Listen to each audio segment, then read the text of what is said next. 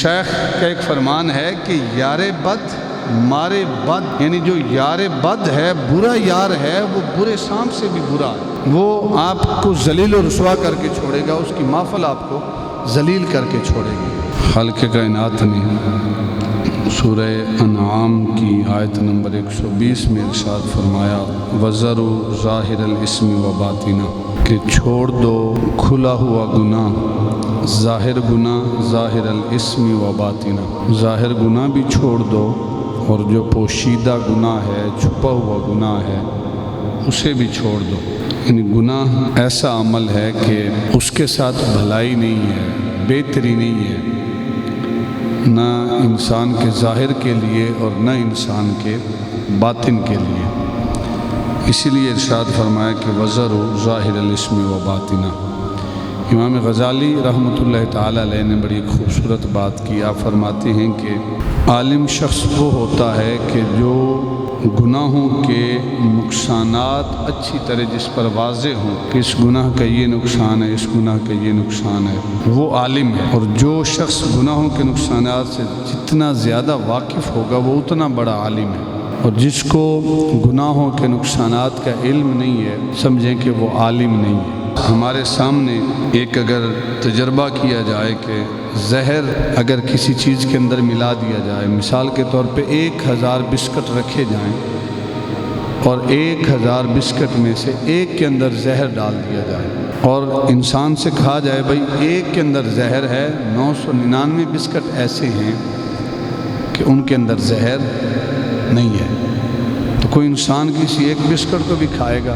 کوئی کہے گا یار 999 تو بہت زیادہ ہے، ایک کے اندر زہر ہے، کوئی فرق نہیں پڑتا، جو اٹھائیں گے وہ زہر والا تو نہیں ہوگا، کوئی کھائے گا؟ اگر اسے پتہ ہو کہ ایسا زہر ہے کہ کھانے سے موت واقع ہوگی، کوئی بھی قریب نہیں جائے گا۔ لیکن وہی بسکٹ آپ چھوٹے بچے کے ہاتھ میں دے دیں اور کہیں کہ اس کے اندر زہر ہے بیٹا، اس کو کھانا نہیں ہے، لیکن اس کو تو علم نہیں ہے کہ زہر کیا کرتا ہے۔ اگر زہر والا بسکٹ بھی اسے دے دیں تو اس کا بس چلے تو اس کو کھا لے، کیوں کہ اس کو زہر کے نقصانات کا علم نہیں ہے۔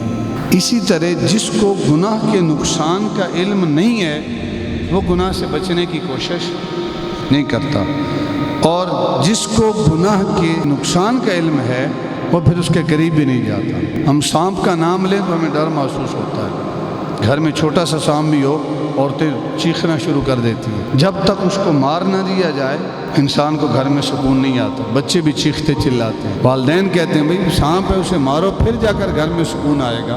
تو سانپ کا ہمیں احساس ہے، اور چھوٹا ہو یا بڑا ہو، اور ہمیں اس کے نقصان کا بھی احساس ہے، اس لیے سانپ کا نام، بچھو کا نام سن کے ہم ڈر جاتے ہیں۔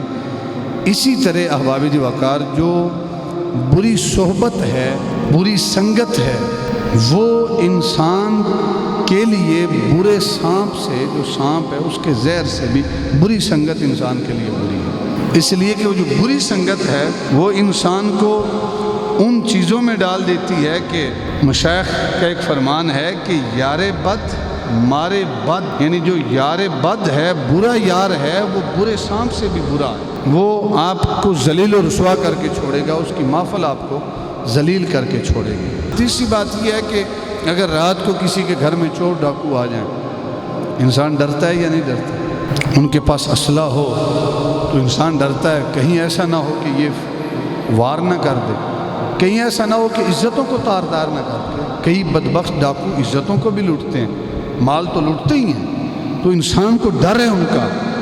اسی طرح انسان جو ہے اس کے پاس ایک دولت ہے جس کو ایمان کی دولت کہا جاتا ہے، اس کے اوپر اگر کوئی ڈاکہ زنی کرنے والا ہے تو وہ ہے شیطان، وہ لوٹتا ہے اور انسان کو وسوسوں میں ڈالتا ہے، کسی طریقے انسان کو راہ راست سے بھٹکانے کی کوشش کرتا ہے۔ تو احباب وقار کوشش کرنی چاہیے، اللہ رب العزت کا جو فرمان ہے کہ وَذَرُوا ظَاهِرَ الْإِثْمِ وَبَاطِنَهُ، گناہوں کی نجاست سے بچنا چاہیے جتنا ہو سکے، حتی المقدور کوشش کرنی چاہیے کہ چھوٹے سے چھوٹا گناہ جو ہے اس سے بھی بچا جائے۔ یہ نہیں دیکھنا چاہیے کہ یہ گناہ چھوٹا ہے یا بڑا ہے، یہ دیکھنا چاہیے کہ یہ میں نافرمانی کس کی کر رہا ہوں، میرے رب کی نافرمانی ہے تو اس سے باز آ جائے۔